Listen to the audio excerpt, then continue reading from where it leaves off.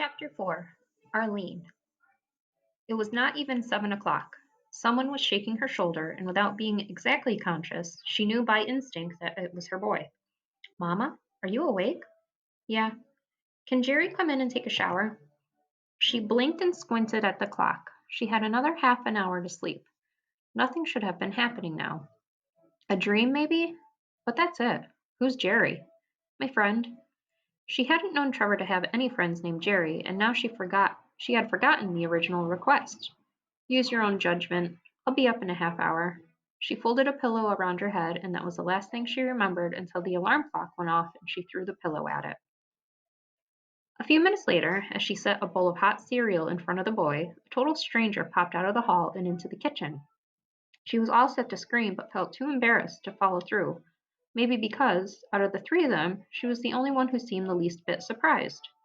She figured the man to be in his 40s, at least, short, clean shaven, with a receding hairline, and he was wearing brand new blue jeans and a stiff looking denim shirt. Who are you? He didn't answer fast enough, so Trevor said, It's Jerry, Mom. Remember? You said he could come in and take a shower. I said that? Yeah. When did I say that? Right before you woke up? Meanwhile, Jerry had said nothing in his own defense or otherwise, but apparently he was a smart enough man to know when and where he was not wanted because he began to creep sideways toward the door. Thank you kindly, ma'am, he said, with his hand on the knob, and Trevor asked him, of all the darn things for a kid to say, if he needed money for a bus. The man held out a handful of change, held it out like war medals or rubies, something a darn sight more important than quarters and dimes, that's for sure. I saved it, see, from my clothes money. And Trevor said, I hope you get the job. And then after the door had closed behind him, Trevor looked up at Arlene like nothing at all had just happened and said, You know your mouth's hanging open. But when he saw the look on her face, he hunkered down over his hot cereal and concentrated on stirring in the sugar. Trevor, who the heck was that? I told you. Jerry. Who is Jerry? My friend. I did not say he could come in and take a shower. Yeah, you did. You said I should use my own judgment. She had no memory of saying this, but it rang true, in that it was what she would have said if she was really just trying to stay asleep. Unless the boy was smart enough to know that's what she would have said. But it was too early in the morning to sort between things that had happened and those that maybe had, so she said only this. If your judgment is to let a strange man into our bathroom to shower, then I do believe your judgment needs a tune-up. He tried to argue again that the man was not a stranger, but rather his friend Jerry, but Arlene was not having any of it. She told him only to eat up and get on to school, and that she did not want to see Jerry in the house any more, ever, not under any circumstances. No way, Jose. The minute Trevor was out the door, she regretted having forgotten to ask why he offered Jerry money for the bus. She went straight to the bathroom, which the man had left surprisingly neat, and commenced to sterilize every exposed surface. Maybe 3 days later, maybe four, Arlene arrived home after working at the Laser Lounge until 3 a.m. to discover someone in the driveway tinkering with a light on the wrecked truck. And the fact that she pulled up in front of her own house did not seem to discourage him from his work. She had been afraid of this, being gone as much as she was. Every time someone came to buy parts off the truck and then drove away without buying something, she was half afraid they would come back in the night and take what they wanted. And now look. With a big, deep breath, she kicked the back door open directly onto the driveway, where the man crouched, working by the light of a metal lamp clipped to the bumper, and plugged in somewhere in her own garage, which made her madder somehow. That some low-life thief would use her electricity to see better while robbing her blind. He jumped up and turned to face her in the dark. It's only me, he said. Only you who? Jerry. Oh, Arlene thought. Jerry. Great. What are you taking off my truck? Everything, ma'am. I've been stacking parts in the garage. Trevor told me you were parting out. You can get a lot of money. You can get a lot more money that way. Did you know that? You gotta give a price break if the people have to pull those parts on their own. So you're just trying to help out, she said, in a tone that made it clear she didn't think so. Yes, ma'am. At 3 o'clock in the morning. Yes, ma'am. I got me a job now during the day at the Quickie Lube in Tune, a few miles down on the Camino. So if I'm going to help out, it's got to be at night.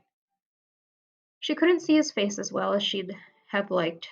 dark as it was, but his voice sounded pretty matter of fact, and the whole incident was beginning to get under her skin. Picking up his little work light, she walked to the garage to see for herself. He had parts stacked all neat in there, with a door and a bumper and seats, and he had things labeled with something like a grease pencil: driver's side, front, rear. She stepped out again and shone the light straight at him. He threw a hand up to shield his eyes. Did I ask you to help? No, ma'am, but it's something I'm good at. I used to work at a wrecking yard, and the boys helped me out a lot. Trevor been giving you money? Yes, ma'am, just to help me get on my feet. You know, to get cleaned up enough to get a job again, like that. And now you got a job, you're going to pay him that money back. No, ma'am, I'm not allowed to. I have to pay it forward. Pay it forward? What the heck does that mean? He seemed surprised that she was not familiar with the term. And meanwhile, it had become something like a normal conversation, with Arlene not entirely having the upper hand, and the fact that she couldn't get mad at him made her even madder. You don't know about that? You ought to talk to him. I'm surprised he didn't tell you about it. Something he's been working on for social studies class. He could explain it better, though. You know, if you got $10 to rent a hoist, I'll pull that engine out and put it up on the blocks and tarp it. Save you a bundle. No offense to you personally, but I told Trevor I did not want you around the house. I thought you told him you didn't want me in the house. What's the difference? Well, the difference is one way I'm in the house and the other way I'm out of it. Excuse me, I think I better go have a talk with my boy. But Trevor was so sleepy, all he could say was, Hi, Mama, and is everything okay? And when she told him Jerry was out in the driveway, taking the truck apart, he said, That's good. And she couldn't be upset with him. He was just like his father in that respect. Because it is always so much easier to blow off steam to a stranger, Arlene went down to Trevor's school to have a talk with this Mr. St. Clair. She went to the office first thing, before class started in the morning, hoping she would not even run into Trevor and that he would never have to know she'd been there. The office lady told her to go right up. She got halfway through the door into his classroom, stopped, and misplaced all that good steam she had built up, because she had never seen a man with only half a face. It's one of those things, takes a minute to adjust to, and she knew if she took even one more minute, he would notice that she had noticed his unfortunate scarring, which would be just plain rude. This whole scene had all gone very smoothly in her mind on the way to school, where she had been angry, well spoken, and really quite good. She moved through the room toward his desk. He was still waiting for something to be said. What's paying forward? Excuse me? That expression, paying forward. What does it mean? I give up. What does it mean? That's what you were supposed to tell me. I would love to, madam, if I knew. If you don't mind me asking, who are you? Oh, did I forget to say that? Excuse me, Arlene McKinney. She reached her hand out and shook it. Trying not to look at his face, she noticed that his left arm was deformed somehow, the wrong size, which gave her the shivers for just a second. My boy is in your social studies class, Trevor. Something came onto his face then, a positive recognition which, being connected in some way to her boy, made her like this man better.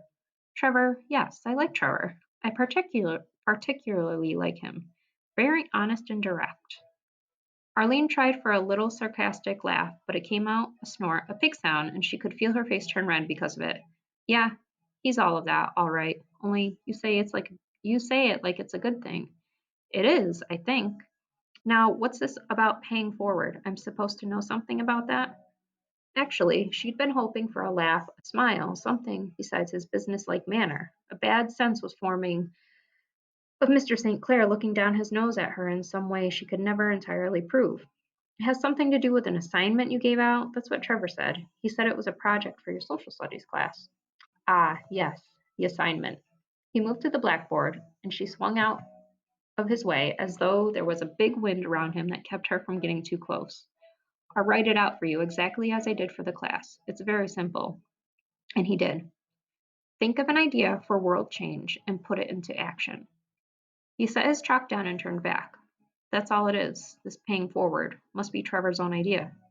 That's all it is? That's all? Arlene could feel a pressure building around her ears, that clean, satisfying anger she'd come here to vent. You just want them to change the world? That's all? Well, I'm glad you didn't give them anything hard. Miss McKinney, now you listen here. Trevor is 12 years old, and you want him to change the world?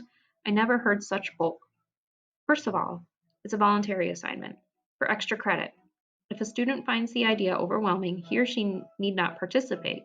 Second of all, what I want is for the students to re examine their role in the world and think of ways one person can make a difference. It's a very healthy exercise. So was climbing Mount Everest, but that might be too much for the poor little guy, too. Did you know Trevor has taken a homeless man under his wing and brought him into my house? A homeless man, a total stranger. This guy could have problems we know nothing about. What do you suggest I do about the trouble you've caused? I suggest that you talk to Trevor, lay down the house rules. Tell him when his efforts on this project conflict with safety. You do talk to him, don't you? What kind of question is that? Of course I talk to him. It just seems odd that you would come all the way down here to find out what paying forward is, when Trevor could tell you. Leaving the room was becoming more and more appealing. I guess this was a mistake. Obviously, nothing was being accomplished here. Miss McKinney? His voice hit her back at a few steps into a long stride to safety and freedom. She almost kept walking, but like ignoring a ringing phone, it was too contrary to human nature. She spun around to face this man, whom she now openly disliked. What? I hope you'll forgive me asking this, but is Trevor's father dead? Arlene blinked as though she had been slapped. No, of course not. I hope not. Did Trevor tell you that? No. He said something strange. He said, "We don't know where he is." I thought maybe he was being euphemistic. Well, we don't know where he is. Oh, well, I'm sorry. I just wondered. Bewildered now, she struck for the door, and nothing could have stopped her. What a way to feel like a complete idiot. Not only did she just admit that the father of her child hadn't so much as sent a Christmas card home, but now she'd have to go find a dictionary and look up the word euphemistic. See what he'd just accused her son of being. It better not have been an insult. That's all she could think.